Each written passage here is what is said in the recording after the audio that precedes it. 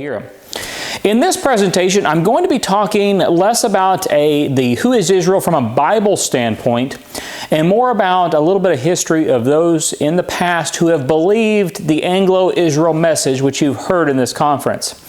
Now, there's a lot of different accusations on when this developed. That's the reason why this is an important topic to cover in this presentation, because this is not a new doctrine, not a new teaching. It has been believed by people for hundreds and hundreds of years in the past, not something that just popped up in the 1800s or the early 1900s or whenever some of the accusations are. So in this presentation, I'm going to be talking about that. So we're going to go ahead and get started. I have a lot of different material here we're going to cover, and we're going to go over a lot of different history, and I'm going to put some of the highlights here on the screen here. The name of the presentation is Anglo-Israel Believers Through History, and before we get started, I do want to say I have written a book on this topic called Anglo-Israel Messengers. This is 160 pages of documentation, some of which we're going to just go over here in this presentation, but I'm only going to scratch the surface. In this book, I have newspaper documentation, books listed, authors, some of the things that they said on this topic going back hundreds and hundreds of years. So keep that in mind. If you want to get a copy of this, you can go to my website, christianamericaministries.org, or you can go to Amazon and find it as well. It's titled Anglo-Israel Messengers, A History of Those Who Have Believed and Taught that the Anglo-Saxon and Kindred People are Israel. And I would highly recommend you get that. It will be supplementary with this presentation. So what is the Anglo-Israel truth? And this is very important because a lot of people will throw in a lot of doctrines and beliefs with the Anglo-Israel message that have nothing to do with it. And it is simply the belief that the Anglo-Saxon, Germanic, Scandinavian, and Celtic and kindred people are the Israel people of the Bible and physical descendants of those people. Nothing more than that. Any other belief that is tagged onto it or attached to it is just supplementary from that person that believes that. No different than you would have a Baptist or a Pentecostal or a Presbyterian or whoever have different beliefs than maybe another Pentecostal or another Presbyterian or another Baptist. And that's important to know. And those who believe in the Anglo-Israel message, they also believe that the Israel people have a special covenant, the new covenant, and that is significant as well. It is also important to understand that if you run into someone who believes in the Anglo-Israel message, there may be a wide variety of different doctrines they may believe. As you'll see in this presentation, as well as even the ministers in this conference. I've had ministers in this conference with a Church of Christ background, a Pentecostal background, a Baptist background, and so many others. And that's just proof that it is not a denomination, it is not a foundation cult as it's been accused of. You know, it is a belief, nothing more than that. And that's important. So what do most Anglo-Israel adherents have in common? Now, this is most. There you will find someone that doesn't believe in these things. But first and foremost, the majority of Anglo-Israel believers believe in the deity of Jesus Christ. They believe that Jesus Christ is God in the flesh. They also believe the Bible is the Word of God, and that is where they get the foundation of the Anglo-Israel belief. A lot of people will accuse us of believing that we get our foundation from history books and from, hidden books that are not in the Bible anymore, and so on and so forth. And although some of that stuff is interesting and supplementary to our belief, like history, migrations of people, that is not the foundation of our belief. The foundation of the belief is in the Bible. That is where we get our proof from. Anything else is just supplementary.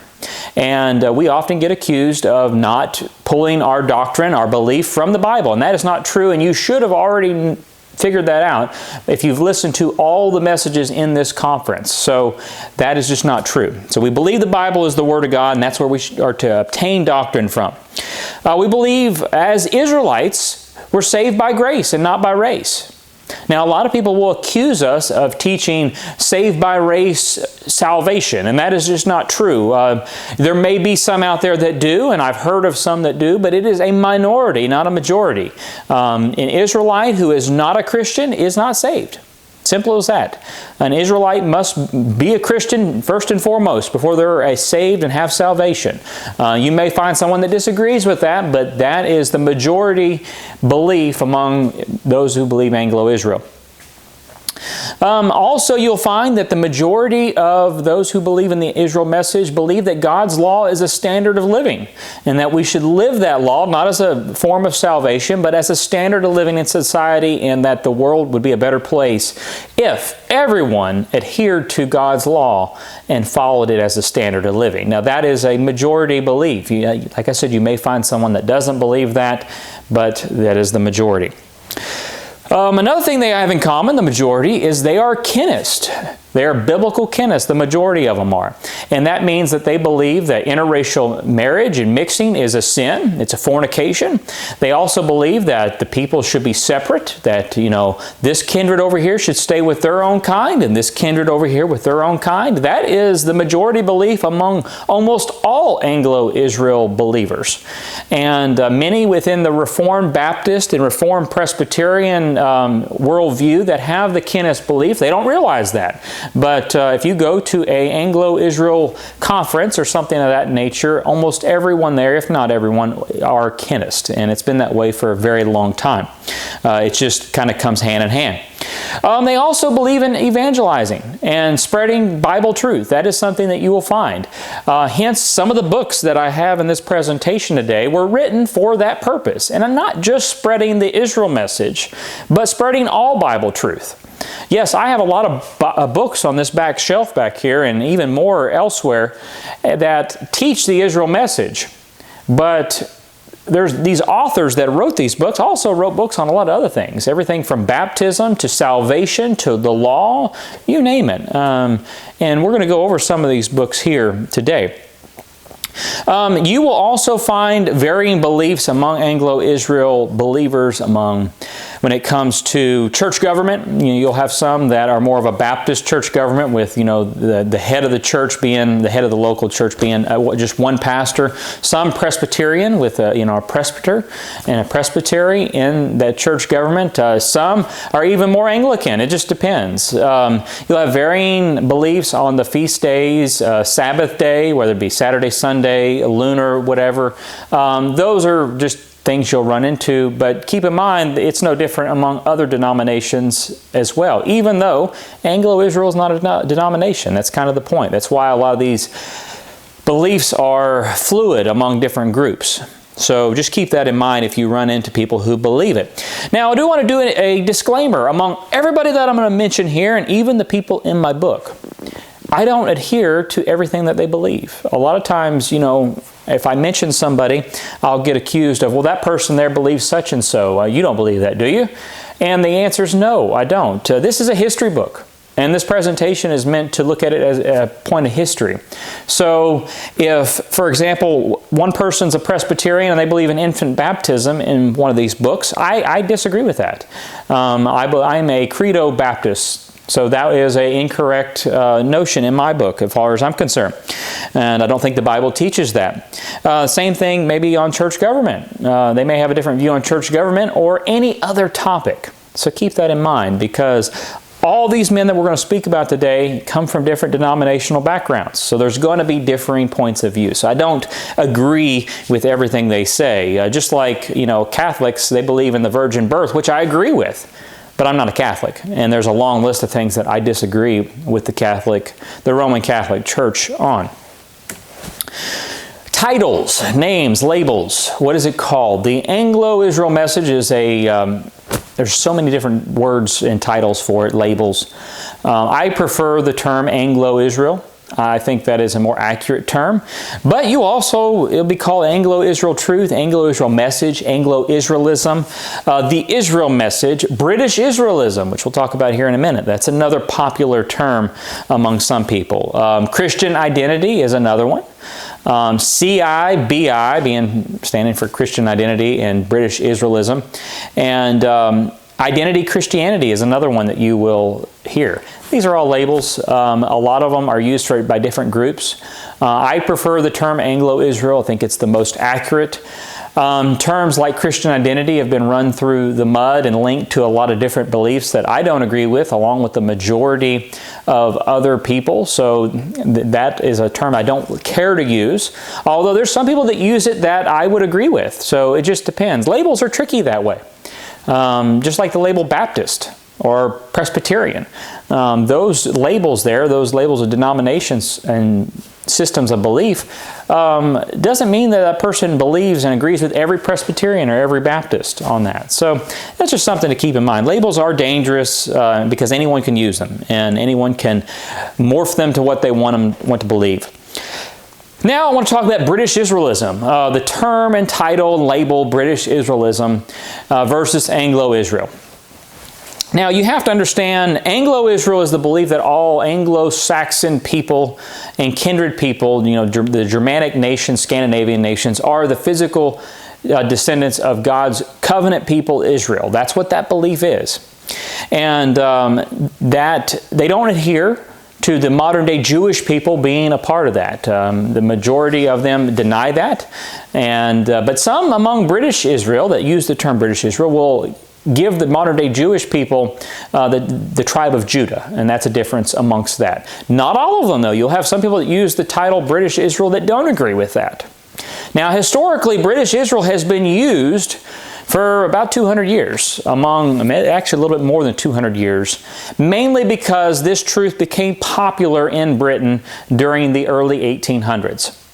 And some falsely believe that during that time, the British Empire was the stone kingdom in Daniel, and that it was going to fill the whole earth. Now, you have to understand, even though I do not agree with that, I think that's absolutely false. You have to understand from their point of view, during a time of eschatology theories just exploding in Europe, I kind of get where they're coming from. I get, the British Empire, the sun never set on the British Empire. They were ruling the entire world at that moment in time. And if you discover you're an Israelite, you can take a little bit overboard. You can take that view and apply the stone kingdom in Daniel, which is not the British Empire, apply that to the British Empire and say, hey, we're filling the whole earth. And we're, even back then they would say they were a Christian nation, even though the majority were for the most part, but even back then they weren't. There were things that they were doing that were absolutely ungodly. But that's how they developed that view. So that would have been under the British Israel label. But even though not all British Israelites, that's what they called themselves, believed in that. So it's one of those titles that is fluid, but that's where the term British Israel came from. Now, a lot of people will falsely say that those who are British Israelites or adhere to British Israelism, that they believed only the British were Israel, which was false. They did not believe that. They believed all Anglo-Saxon and kindred nations around Britain and elsewhere in Europe were a part of those Israel people. Why? Because they were all kindred. Brits are related directly to Frenchmen, and Frenchmen are related directly to Germans, and Scots, French, and British, and so forth. They're the same race, same kindred people. So it would be kind of silly if the Brits were only to say, hey, we're Israel, and everybody else, the Scots, are not. That's not what they believed. Anyone that says that has never picked up any of the books and actually read them that give a basic Anglo-Israel message theory and view. They don't. They don't. And that is just false and just incorrect. Also, a few British Israel adherents also believe the Germans were the Assyrian Empire in very early works, which was just erroneous, along with the Jewish people being Judah. What about the Jews? Let's talk about them for a minute. In this presentation, I am not going to be talking about the modern-day Jewish people any more than I already had, because all these people that I'm going to mention in this presentation have different views on who the Jews are. Some believe they were Judah, some believe they weren't, some believe they were of Esau and Canaanites. In this presentation, it doesn't really matter for the topic that we're going to be covering, so just keep that in mind. In this presentation, the main reason that I even wrote this book is a man named Richard Brothers, who lived in the 1700s. He died in 1824. He is usually credited to being the inventor of the Anglo-Israel message, and that's absolutely false. That accusation has been thrown around for years, and it is incorrect. It is false. Anybody that says that does not know what they're talking about. In fact, I just did a rebuttal of a presentation that a man did, and he didn't even get it right. He thought it was two brothers, the Richard Brothers, instead of it being the last name, to give you an idea of how much some of these people who rebut Anglo-Israel do their research. And it's not that I'm faulting them for rebutting the Anglo-Israel message, but I would like them to do their research if they're going to actually attempt to rebut the Anglo-Israel message. And a lot of times they just fail at that. They make accusations and statements that I know are incorrect, because I know if they had read a basic Anglo-Israel book, they would have known that that was false. So Richard Brothers here, he is usually credited to being the inventor of the Anglo-Israel message, and the main reason people use that is this man was what you would call today a cult leader, and he was put into a mental institution. He did write a book, and he did adhere to the a version of the Anglo-Israel message in the late 1700s, early 1800s. But he thought himself to be a prophet and so forth. You can go online and read all about him. Quite frankly, he was a false prophet because he made a bunch of claims that were absolutely wrong, and he should be treated like a false prophet.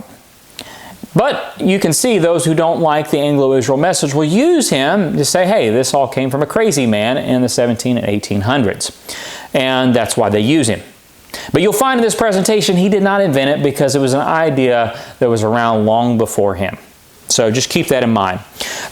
Richard Brothers, he wrote a book in 1797 titled The Revealed Knowledge of Prophecies. And in this book is where he displays a version of the Anglo-Israel message that the British and related nations around there were Israelites.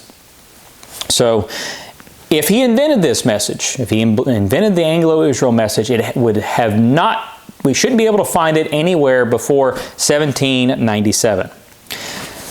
Now, let's talk about Herbert W. Armstrong. Now, I would say the majority of people watching this have probably heard of him. Maybe not Richard Brothers, but Herbert W. Armstrong for sure. He is another one that is said often that he invented the Anglo-Israel message because he wrote a book on it. In fact, I have a copy of the book here. In fact, a lot of books, if you read about Armstrongism, and that's what they'll call it, they will say that Anglo-Israel is Armstrongism, which is false. He wrote a book here, The United States and Britain in Prophecy. This book here had over 5 million copies given out free.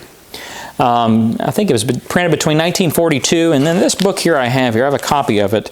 This is the 10th printing. And it says here in the cover of the book, at the time of this was printed in 1980, that since the first printing of the United States and Britain in Prophecy in 1942, more than 4,650,000 copies of the English language version have been distributed worldwide free of charge. Now, since this was distributed so much, many people attribute Anglo-Israel to him because he promoted it. I mean, he wrote this little book here of 182 pages or so, and he gave almost 5 million of them free by 1980, and there's been more than printed since then. So that is why it's so well known amongst people that are familiar with Herbert W. Armstrong.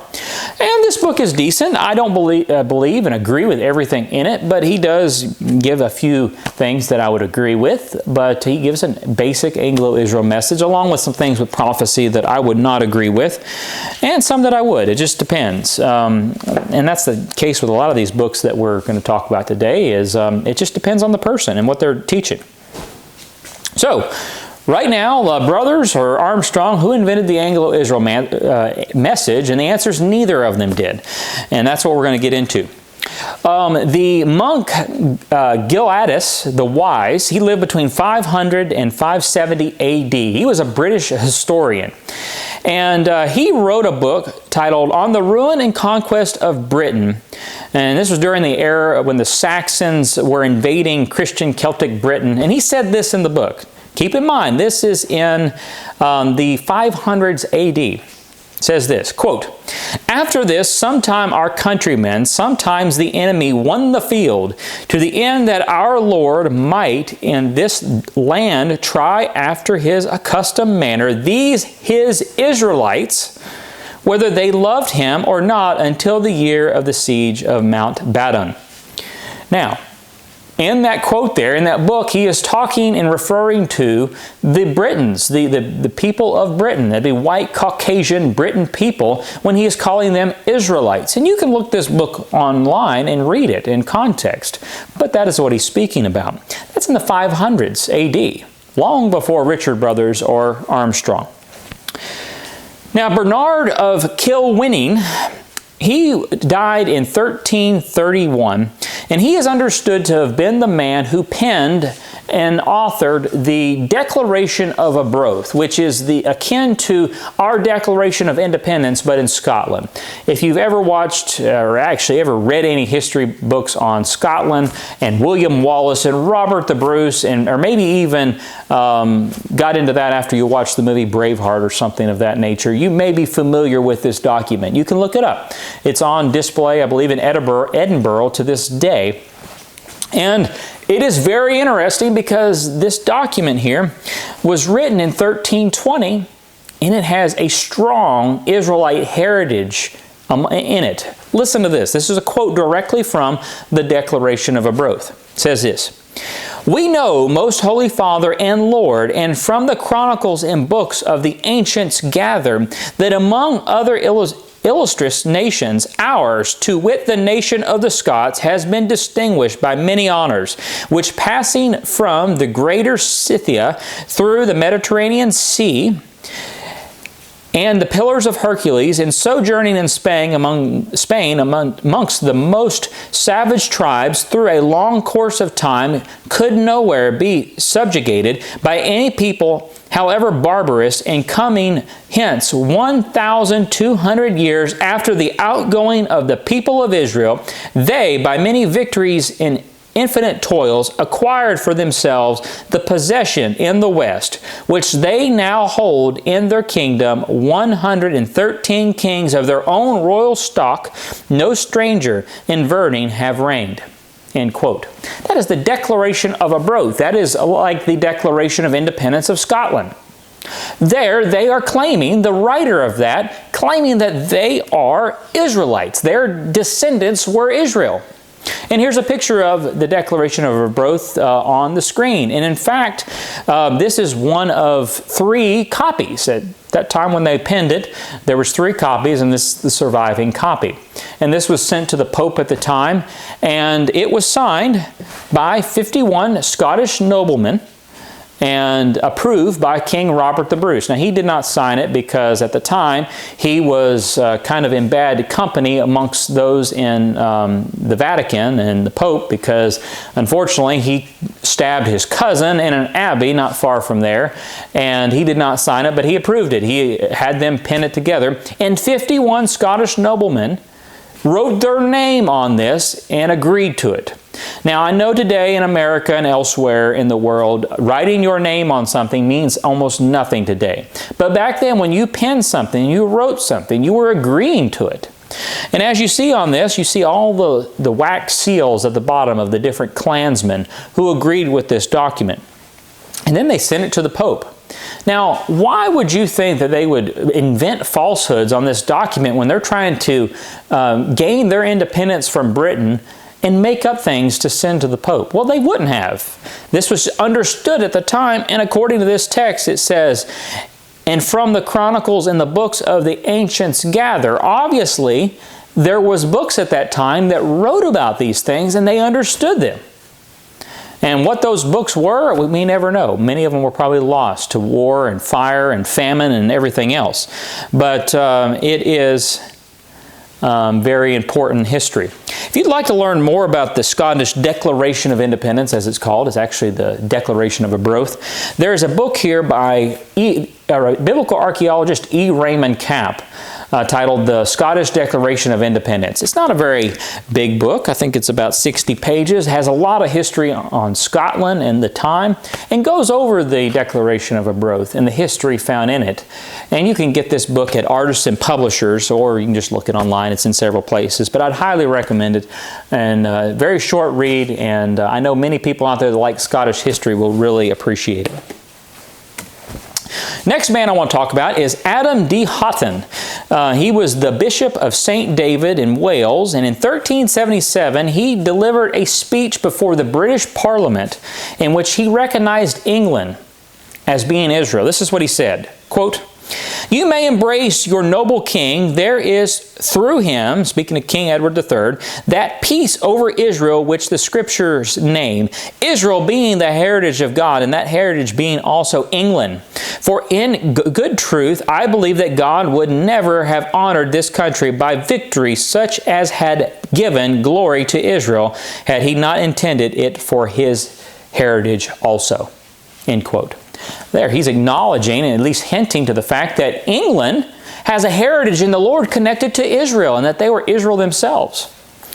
Next one is Sir Francis Drake. You may be familiar with him. He was an English explorer. He was a privateer. That's pirate. He was a pirate for England. And he was a politician and naval officer. And he wrote this to John Foxe. He's the author of Foxe's Book of Martyrs. And he wrote this here to a letter. Quote, "God may be glorified, His church, our queen and country preserved, the enemies of truth vanquished, that we might have continued peace in Israel. Our enemies are many, but our protector commandeth the whole earth." Now, for those who don't know, the modern-day state of Israel, the Israelite state over there, which has nothing to do with Bible prophecy, was not around in the 1500s. So he wasn't speaking of that. He was speaking of England in that context, the English people, the Anglo-Saxon people. Another man that is worthy of mentioning is French Huguenot Councillor Leroy, and he wrote a book titled The 10 Lost Tribes in 1590. Now, to my knowledge, this is the only book that was written specifically during this time where the entire topic was the Israel, what we call the Israel message, and who were these lost 10 tribes of Israel. Even though they weren't really lost, they were just lost to history. They lost their identity, is what I should say. He wrote a book on this in 1590, and I want to read a quote from it that was posted and published in a French newspaper in 1913. And this is what it says. "This Le Loyard was a character with singular ideas. He wrote a big volume on a question that has often been raised and that no one has ever been able to solve, that of knowing what have came of the 10 lost tribes of the Jewish people. He showed that the 10 tribes are not lost. They form today the English people." End quote. And when they say Jewish people, he should have wrote Israelite people. Because if he's speaking of the 10 tribes, there wouldn't have been any Jews amongst them. But I'll give that to him. Here's a picture of that newspaper article there that was posted in 1913. And the book, although there's only quotes of the book quoted, I don't know of any surviving copy of the book, but obviously in 1913 there was. But there's lots of quotes from the book and excerpts from it. I'm not sure even how large it was, but in this newspaper article it says that it was a large volume. So perhaps at one point I'll be able to get a copy and see what he had to say in full. But the entire book was on this subject, and that was in 1590. 1590. Next one here is William Harborne. He was a diplomat, businessman, and English ambassador to the Ottoman Empire for Queen Elizabeth. And he was appointed by Queen Elizabeth I himself, or herself, I should say. And in 1599, he wrote the following letter to Robert de Vaux, Earl of Essex, stating, quote, "The Almighty bless you as He did Joshua and David, fighting as your honor shall His battles for tranquility and the propagation of His people, the English Israel." Now, that could be a coincidence. He could have just thrown that in there, or he could be saying that he believes that the English people are Israel, or the Anglo-Saxon people are Israel. Here's another one. This one here is John Sadler. This would be the first English book, the one we're going to speak about here, that mentions the Israel message. Everything before that would have been in French or some other language. John Sadler, he was a lawyer. He was a member of the English Parliament. He was a town clerk and a private secretary to Oliver Cromwell. And in his book in 1649, Rights of the Kingdom or Customs of Our Ancestors, and in this book, that's the title of the book, he advocates a basic Anglo-Israel message. And this was in 1649. And this is the first book in the English language to express this idea. Another one here that's worth mentioning is Pastor John Cotton. He was a Puritan clergyman. And in 1630, prior to the departure of the ship that was going to come to America and land in Massachusetts in the Bay Colony, where Governor John Winthrop and his fellow Puritans aboard, he preached this message here, using this scripture to the people, the Puritans that were coming to America. Quote, this is from 2 Samuel chapter 7, verse 10, by the way. Quote, I will appoint a place for my people Israel and will plant them, that they may live in their own place and not be disturbed. End quote. And then he goes on to say this in the same sermon. Quote, go forth with a public spirit, have a tender care to your children, that they do not degenerate as the Israelites did. End quote. So, it could be pure coincidence, but this pastor here on the shores of these Puritans leaving for America preaches a message from 2 Samuel 7:10 about a appointed place, a promised land, you could say, that I will admit in 2 Samuel chapter 7 verse 10, that promise is given while they're still in the Israel land over in Palestine. He preaches from this passage here. And then he calls these people Israelites by saying, I pray that you do not degenerate from your spirituality, your religion, following God's law, obeying God's law, like the Israelites did. So I think that's very significant. Next one I want to mention is Jacob Abadai. He was born in 1654 and died in 1727. And he was a Frenchman, Protestant minister, and he wrote a book titled The Providence of Religion, and in this book he identifies the Anglo-Saxon and Kindred people as the Israel people. And this is what he had to say on the subject. Quote, certainly, unless the 10 tribes have flown into the air or been plunged to the earth's center, they must be sought in that part of the north which, in the time of Constantine, was converted to the Christian faith, namely among the Iberians, Armenians, and the Scythians, for that was the place of their dispersion, the wilderness where God caused them to dwell in tents, as when they came out of the land of Egypt. End quote. That was in 1723. And there we also have Alexander Crudence. Now, many of you may be familiar with this man here. He wrote one of the first, and I have a copy of it here, the Concordance of the Bible. And this here is the Crudence Complete Concordance of the Bible. I have a copy here from the early 1900s. And during his time, he was a Scotsman, there really wasn't such a thing as a concordance like this. It was quite a feat during that time, and it's still used today. In fact, right back here, I have a more modern copy of it right here, and you can get them in most bookstores, Christian bookstores. You can order them, that is. And in the second edition of this concordance, he wrote this concerning the king. He dedicated it to the King of England, and he wrote this in the second edition. May the great God be the guide of your life and direct and prosper you, that it may be said by the present and future ages that King George III hath been a Hezekiah to our British Israel. Now, end quote. This copy here has that letter in it, which is kind of hard to find. This copy does not. This one here was printed in, let's see here, I believe it was published in 1930, so this is not a new copy. But this one here has it in it when that one doesn't, so that's important to acknowledge here. So if you go and you look and you have one on the shelf, it may not have it in there. You can probably go to like archive.com though and find an older copy, maybe, and find the letter in there. You can search it online. Olaf von Dahlen. He was a Swedish nobleman, poet, historian, and a courier. And he stated in his book, Volume 1 from 1747, and I have it here on the screen. It's in actually Scandinavian. It's transliterated. I forget what the English version of it is.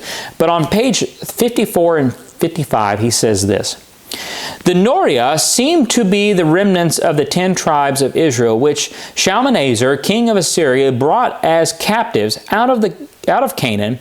The language of the ancient Finns, Lapps, and Estonians is similar to the Hebrews, and even that this people in ancient times reckoned their years beginning from the 1st of March and Saturday as their Sabbath. Then one sees that the Noria in all probability had this origin. And those, end quote. And those people were people in Europe. This was in 1747 that he wrote this. He is saying that these European people have their origins amongst the Hebrews, the Israelites, and there's even hints in their language of that. And with all that being said, while it's on my mind, I want to recommend a book here. Let's see if I can find it here. English Derived from Hebrew by R. Govett. That would be a book that I would recommend if you want to understand the relationship of English to Hebrew. Then the hints in there that it is connected. There is a relationship in it. Here's another man, Reverend William Smith. He was the first provost, which is named for a president, of the College of Philadelphia, which later became the University of Philadelphia. He lived between 1727 and 1803. And in 1775, he preached a sermon which he referred to the British and American people, and they're kindred, they're connected, as being British Israel. And this was published in a copy of the Caledonian Mercury in Edinburgh, Scotland, on September 4th, 1775. And it's hard to see here. You can look it up. It's in the book as well. And I have it pointed here on the screen where he calls those people British Israel. And he was the president of the Philadelphia University at the time. Another one is Reverend Ezra Stiles. Now, he was the 7th president of the University of Yale, and back when it was a Christian university, for those that didn't know that, Yale was a Christian university. And in 1783, preached a sermon before the Connecticut General Assembly and pointed out the similarities in this sermon of the Israel people and the American people. And he even goes on to call America God's American Israel, which is very significant. This was later published in a book titled The United States Elevated to Glory and Honor. And this newspaper article here, it's from 1945. It's titled Early Settlers Saw America as Promised Land, from the Morning Herald in Maryland, October 1st, 1945. And this is what the article says. The Lord will make His American Israel high above all nations which He has made, said Ezra Stiles, an early president of Yale University. Both ministers and magistrates applied the analogy to the emerging nation. While the ideal was universal, its roots were Hebraic, says historian Withrop S. Hudson. Its explanation was cast in Hebraic metaphors: chosen people, covenant nation, Egyptian bondage, promised land, end quote. When Thomas Jefferson and Benjamin Franklin and John Adams in 1776 were assigned to design an official seal for the new nation, both Franklin and Jefferson considered the image of the Exodus from Egypt as the best representation of the American struggle for a new land of freedom, end quote. thought that was an interesting newspaper article from 1945. Now, I'm not saying or even implying that Jefferson, Adams, or Franklin believed that the American people were Israel. I do not. They said some interesting things, but I think that during that day, it was just known among some that there was a lot of similarities among the Israel people. And some people did believe, like the Puritans, that they were an Israelite people landing here on the shores of a new land, the Promised Land. So hold up. At this point, take note that Richard Brothers has not even been born yet. He has not even been born yet, and he could not have invented the Anglo-Israel message. Neither has Armstrong. So right there, that is debunked completely just with the little evidence that I just displayed there. It is wrong. It's false. Richard Brothers didn't invent it. He picked it up from someone else. Same thing with Armstrong. Now, this one here is Reverend James Hatley Frey. He was an English author, and he developed an early system of tactile alphabet, very similar to Braille, and it was used by the blind for our time, because during the 1800s there was several competing languages for the blind, and Braille won out. It became more usable. And he wrote a book in 1815 titled A Combined View of the Prophecies of Daniel, Ezra's, and St. John, where he identified the Anglo-Saxon people as being Israel. And here is a picture of his Braille system. It's kind of hard to see it being white, and that is the Gospel of Matthew. He had several Bibles printed in his language that he developed for the blind, and that was printed in 1837. So, and there were other history books and other Bibles printed in that. So that's interesting. If you're not familiar with that, you can look it up. Now we get to John Wilson, Reverend John Wilson. He lived between 1799 and 1870. This man is very important and very interesting because he was a Scottish Presbyterian minister, and he authored the book Our Israelitish Origins. And this book was created from a series of lectures that he did in the 1830s, and it was published after that. And I actually have an original here from 1840. This is the American edition. So there's a British edition. This is the American one. And in this book, I'll show it to you here. This is an original from 1840. And this one here, actually, I think this is I'll even show it to you here, a little bit more detail for those that are interested in old books. Let's see. 1845, excuse me. But that old book there. Now, when I bought this book a while back, it came with a surprise, a little treat that was inside the book. I don't know how long it had been there. This is an admission ticket. Let's see if you can see that there. This is an admission ticket to John Wilson's lecture from 1840, 30, wherever whoever owned this book went to, it was inside there. So this book was probably purchased there at a lecture where John Wilson was preaching and giving these lectures. And that was a very neat piece of history that came with the book.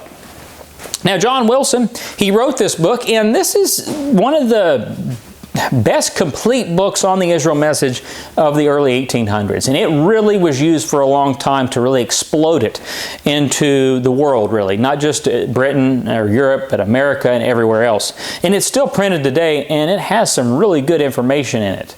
And you can get modern copies that aren't old like this one over here. And it was very successful. It really was used as a tool to wake the British and American and the Celto-Saxon, Anglo-Israel people up to their identity. It really was. Now, Wilson, he also founded the Anglo-Israel Association, which was an association during that time in Britain.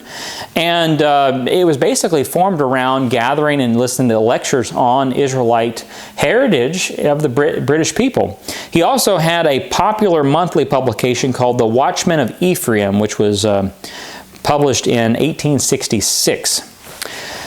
And here's some newspaper articles from that time. This one here is a newspaper clipping from the Newcastle Weekly Consort on 1846.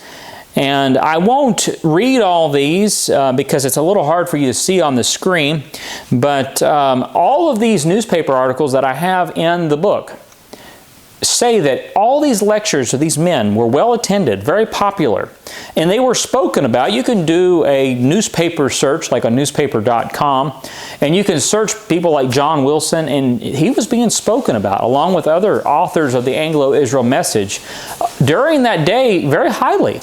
It was not an obscure thing to a bunch of people out in the woods. It was up front and center in the public square being spoken about and believed by many people. Very influential and famous people, that is. Here's one from 1847. I will read this one here. It says here, on Wednesday evening, the last of a course of 4 lectures was delivered in the Philosophical Hall, Huddersfield, by Mr. John Wilson of London on the above subject, our Israelitish origins. The lectures throughout were well attended, and from the first increased both in interest and in attendance. The lecturer is evidently a man of deep research and possesses a mind of no mean order, and the manner in which he treated his subject was both novel and interesting." End quote. So there you go. There's one example, and there's many more where that is, and I have some more in the book. So this is where I would call the beginning of the modern Israel movement, if we want to use that term, where you had groups of people gathering together in agreement of their Israelitish heritage. And you would have conferences and things of that nature going on. This is the beginning of it. John Wilson is I guess you could say, the father of the Israel movement in that way. Not the inventor of it, but where you had this tradition of people gathering together in conferences and meetings and learning about their Israelitish heritage and it being revealed to them. And he wrote many different publications and books on it, that being the most popular. Another man, Dr. George Moore, he lived between 1803 and 1880. He was a medical doctor, a very popular one during the day. He was an author, wrote many books on different types of medical issues as well as history. He was a history buff. And he read John Wilson's Israelitish Origins, and he wrote a book here. Let's see, I thought I had it here, right here. This is not an old copy, this is a reproduction. The Lost Tribes, or the Saxons of the East and of the West. And he wrote this book right after he wrote The Ancient Pillars Stones of Scotland, Their Significance and Bearing on Anthology in 1861. This one is 1861 as well. No, I'm sorry, the last one was 1851. This is 1861. But he was a medical doctor at the time. He'd written books on history and medical issues, and he also wrote several history books. So very interesting. Reverend Samuel Lyson, 1806 to 1877. He was an dean of Gloucester, and he constructed and furnished the Church of St. Luke in England. And he authored many books on this subject. One in 1865 titled Our British Ancestors, Who and What They Were, which was a basic promotion of the Anglo-Israel message, giving the history of the English people, the Celtic people as well, and tying them in with the Israel people. You can find this book online as well. Reverend E. Pitts, or Reverend Fountain E. Pitts, he was a Methodist minister here in America. He was born in 1808 and died in 1874. He was a Confederate chaplain. He was born in Georgetown, Kentucky, and he was a very popular traveling preacher of the time. And I did not bring it down, but the book that I'm going to mention here is titled In Defense of Armageddon. And I actually have an original copy of it from 1857. But in this book, he was invited to preach 2 messages before Congress on George Washington's birthday in 1856 or 7. I think the book was published a year after that, if I remember correctly. And in this book, he identifies the American people, and at that time it had been white Anglo-Saxon, Germanic, and Scandinavian, and Celtic, and Kindred people that made up almost all of America. He identified these people as being regathered Israel.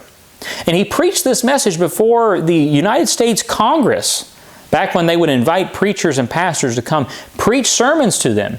And it was later printed into a book, In the Defense of Armageddon, in that. And like I said, I have an original that I got. It's just a little tiny book, and I should have brought it down, but I didn't. I forgot about it. And here is a newspaper clipping from the Republican Banner in Nashville, Tennessee in 1857, talking about his trip to Washington. I want to read it here for you. Our fellow citizens, Reverend F.E. Pitts, being recently in Washington City, was called upon to officiate in place of Reverend Mr. Waldo, chaplain of the house, on which occasion his text was the subject of fulfillment of prophecy, with reference to the United States.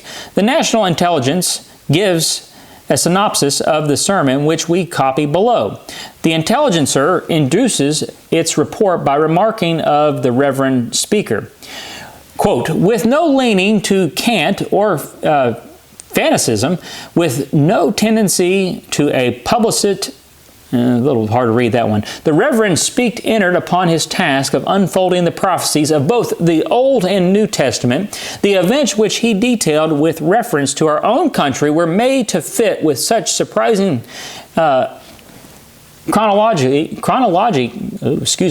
accuracy to the predictions that it was by the almost unanimous desire of a large and attentive audience that his lecture was continued in the afternoon.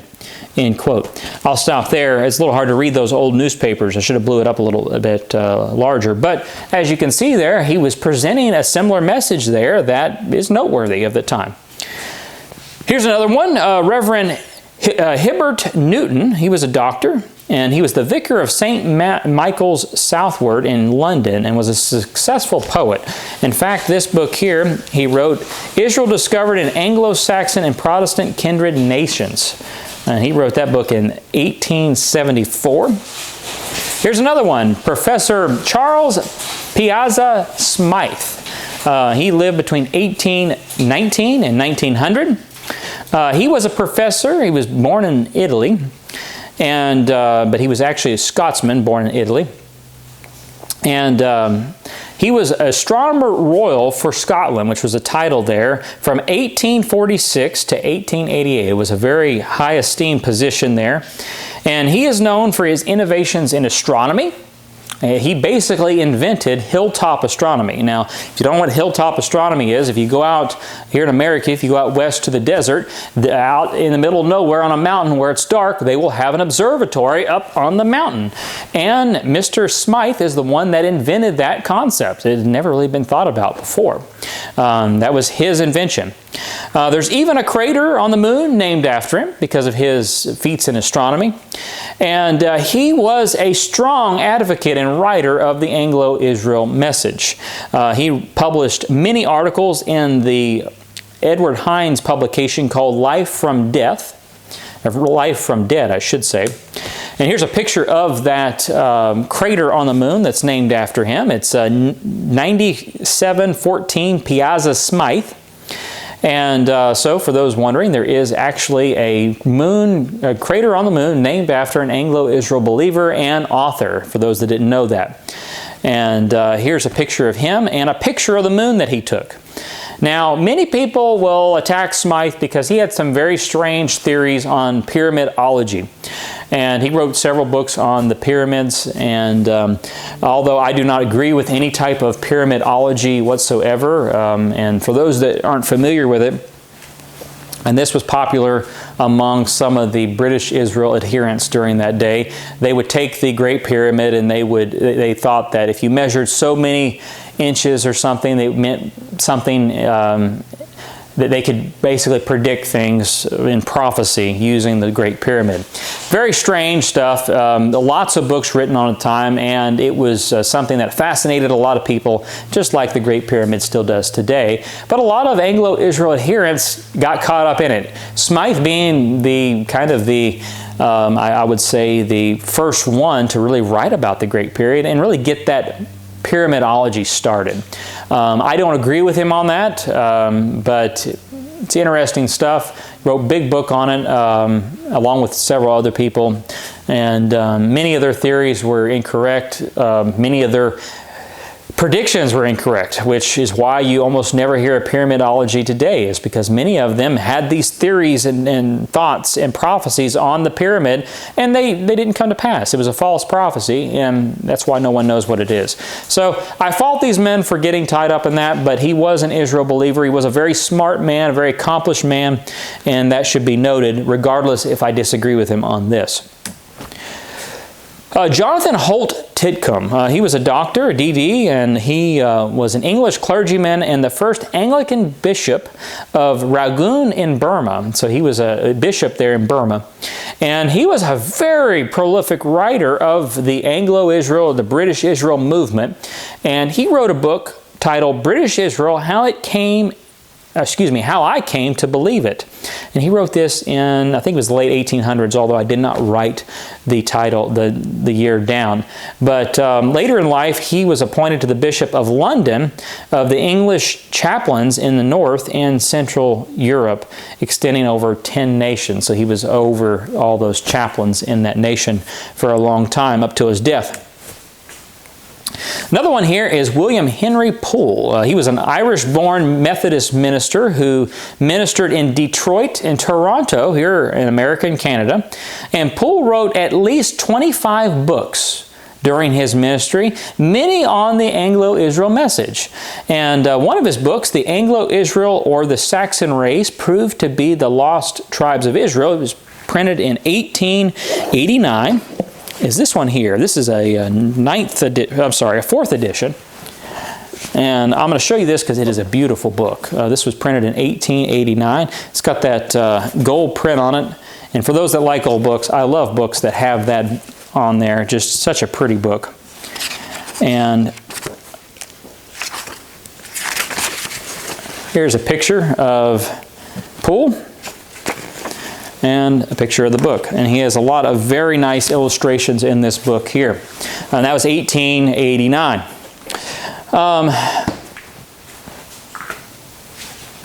In reaction to his work, this is what's really important when it comes to a lot of this, is during the time that his book was printed, it wasn't an obscure book. It was something that was well received. And many ministers of the day wrote highly about the book. In Robert Allen Balakias' book, The Christian Anglo-Israel Message in the English-Speaking World During the Late 19th and Early 20th Centuries, What the Mainstream Media and Mainstream Preachers Thought About It. In this book, he provides documentation from newspapers and magazines and things of that nature, talking very highly about Poole's work, along with several other ministers. And this is not a very big book, about 80 pages, but very interesting read that I would recommend you get a copy.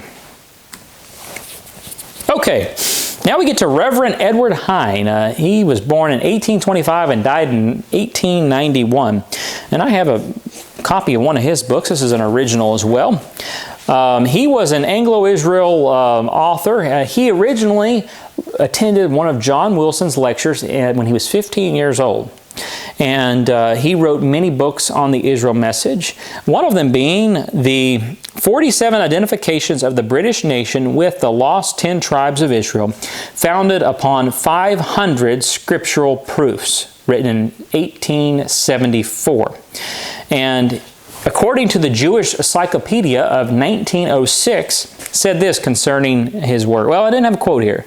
I just said here that, and it's in my book, that over 250,000 copies were sold during that time of Mr. Hine's work. He also published The Nation's Glory Leader, which was a weekly publication, a monthly magazine titled The Life from the Dead, and founded the British Israel Identity Corporation in 1880. And here's a copy, an original of his book, for those that are interested in it.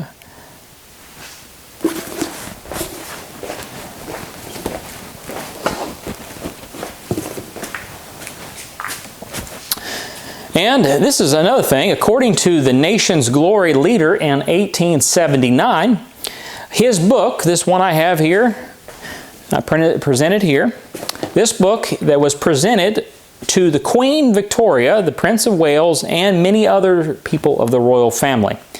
And Queen Victoria's great-grandson, King George VI, was a believer in the Anglo-Israel truth. And I have a picture of him here. Now, this would have been the father of Queen Elizabeth, who just passed away just last year. This was her father. And this is what he said in 1922 concerning the Israel message that was published in a newspaper in 1996, I believe. But this is what he said in the letter. Quote, "I am sure the British Israelite business is true. I have read a lot about it lately, and everything, no matter how large or small, points to our being the chosen race." End quote. That was the King of England. Now, he wasn't the King of England when he wrote that, but he was shortly after that, and that's what he had to say about it. Here's some newspaper articles about Hines' work here. We won't read it here, but you can read them in the book.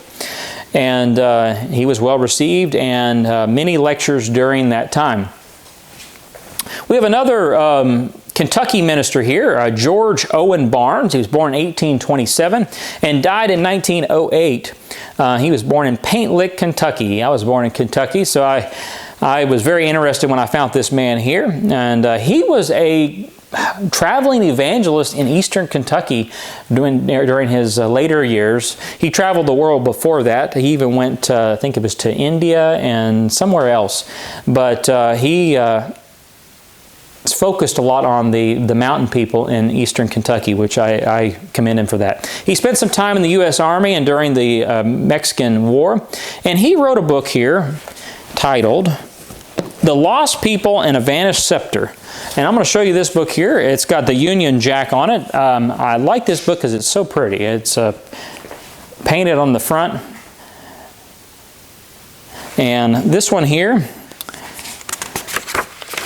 was published in 1911. Even though he died in 1908, his wife was the one that published the book from some of his sermons that were preached.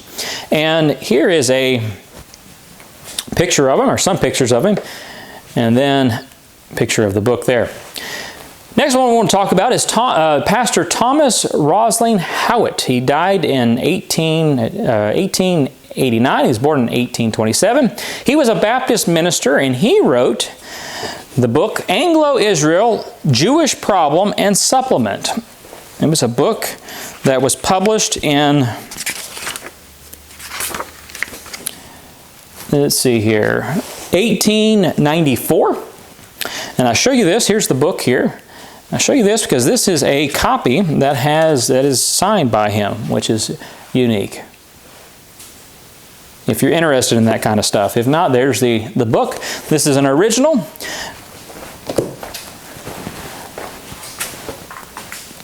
And here in the American Israelite, which was a Jewish newspaper, was not a Christian newspaper, in Cincinnati, Ohio, in April 1892, said this concerning his work and the belief of the Israelites, Anglo-Israel. Quote, Anglo-Israel and the Jewish problem. The 10 lost tribes of Israel found and identified in the Anglo-Saxon race. The Jewish problem solved in the reunion of Israel and Judah and the restoration of the Israelite nation by Reverend Thomas Rosling Howitt of Philadelphia. The subject, or rather the subjects on which this new volume treats, are fully outlined on its title page and the next following 6 pages of the content. The theme is not new. Those who believe that the Anglo-Saxon are the lost tribes of Israel are many in England and America. End quote. This is a Jewish newspaper in 1892. So even they say in 1892 this was no new belief, that there is many that believe this in England and in Europe. England and America, I should say. Excuse me. Next one here is Colonel John Cox Galler. He was the keeper of the crown jewels there in the jewel house there for the British family in the Tower of London. He also wrote the books Our Scythian Ancestors, Dan the Pioneer, and The Two Olive Trees, all basic Anglo-Israel books. This one's interesting. For those that don't know, there's actually a Bible translator named Farrar Fenton, who was an Anglo-Israel believer. He translated what is known as the complete Bible in modern English. It's often called the Farrar Fenton Bible. He was a businessman and a scholar. He studied the original languages for almost his entire life to develop this translation here. And it's best known among those who have Anglo-Israel believers. It is not a book that we use to prove our theories or anything like that, a Bible translation. Often it's been said that we have our own Bible translation that we prove it from. In fact, I know very few people that even use this Bible translation at all. But he did dedicate this Bible to the English people and the English and Kindred people who were Israel in the book. And in 1888, he even took place in a debate in England. And this is a newspaper from the Huddersfield Daily Examiner talking about how him and another man took part in a debate concerning the Israel message. So he had a debate on it in 1888. And I didn't know that until I found that newspaper when I was researching my book a couple years ago. So the Farrar Fenton Bible, the Holy Bible in modern English. And you can still get a copy. It's not the best Bible translation. I would not recommend it as a primary or anything like that, but it's interesting to read. He did do a lot of work. He studied it for a very long time, and I admire him for that. That's a lot of work to do such a thing. Next one here is Dr. Joseph Wild. He was the pastor of the Elam Place Congregational Church in Brooklyn, New York until 1882. According to the Brooklyn Daily Eagle in 1908, it was, quote, ranked as one of the strong pulpit forces of Brooklyn, end quote. And after a fire which destroyed the church in 1882, he then moved to Canada and became the pastor of the Bond Street Congregational Church in Toronto. He also founded the Lost Israel Identification Society, and in 1882, Wild wrote the book, The Lost 10 Tribes of Israel, advocating a basic Anglo-Israel message. And here I have an original from 1882, another beautiful book. And I'll show you there. This is a third edition here. And he was a very popular man during his day. Another man here is Reverend Martin L. Strader. He was born in 1843 and died in 1926. He was a Church of Christ preacher, and he was a traveling evangelist. And he even went out to Wyoming and started some churches out there. And he wrote a book, The Anglo-American Alliance in Prophecy, here. And this book here is, unfortunately, it is volume 1. And it's 565 pages in length. And unfortunately, it's volume 1, and I think the man died before volume 2 was completed. I don't know what happened to it. This is a very rare book to find. You don't see very many of them. You can find them online, though, as a PDF. Reverend James Mountain. This is one of my favorite preachers in this list. I really admire this man. I wrote about him in my book, but I honestly, when I do my second edition, I want to expand on things about him. He wrote this book here, The Triumph of British Israel, and along with several other books on the subject. And he composed over 250 hymns, and I'll challenge those out there. I would be surprised if you go into your local church and pick up one of the hymnals in the back, in the pew, and look in the back of the index. I bet you, wouldn't be surprised if some of the hymns in that hymnal were written by Mountain. He wrote a lot of them, and some of the tunes or the lyrics are used in a lot of hymnals. Now, the reason I like James Mountain so much is he was involved in the German rationalist movement during the late 1800s. And what that was is he went to university over there in Germany, and there was a lot of atheists at that time that were criticizing the Scriptures, and they were attacking Christianity. And he was involved in that in the beginning. And he was very close to becoming an atheist. And he learned the Israel message. And he credits the Israel message to waking him up to Bible truths, because what was happening during that time, and there's a lot of people that did it, is these atheists would get in front of this large crowd of people and they would present and they would say, listen, you stupid Christians, I'm paraphrasing of course, you believe that the Jews are God's chosen people. But look at the promises in the Bible. The Bible says that these people are going to be a multitude of nations, a multitude of people. Compared to the stars of heaven, the sand of the seashore. Where are they? God must be a liar. This is why the Bible is incorrect. And that was happening a lot during that time. And there's several preachers of the books here and elsewhere that I present in the book that fell into that. And they claim that they woke up from their false theology of almost going into atheism and believing the Bible was false by learning the Israel message, which I find fascinating. He was one of them. Here's a newspaper from the Kent and Sussex Courier in 1933, speaking of James Mountain, and you can look up all kinds of things on him. He wrote another book, not concerning the Israel message, but one titled My Baptism and How It Came to Be, I believe is what it was, arguing against paedo-baptism. Now, he was a paedo-Baptist. He believed in infant baptism. And the entire book, which I forget how many, I have it here somewhere in the library, it's about yay thick. The entire book is outlining his theological process of going from a paedo-Baptist to a credo-Baptist. And he took a lot of heat for it because he was in the Anglican Church at the time, and he had his ministerial license and everything else involved in the Anglican Church, and he was going against that, and that was a big deal at the time. And I really enjoyed the book when I read it because he has some meat in the game. He had a lot at stake. Matthew Mays Eshelman, 1844 to 1921, was an Anglo-Israel preacher and author, and he published a newspaper in 1880s called Israel at Work. And when I was doing the research for my book, I found a copy, a front copy of it. This is one of them here.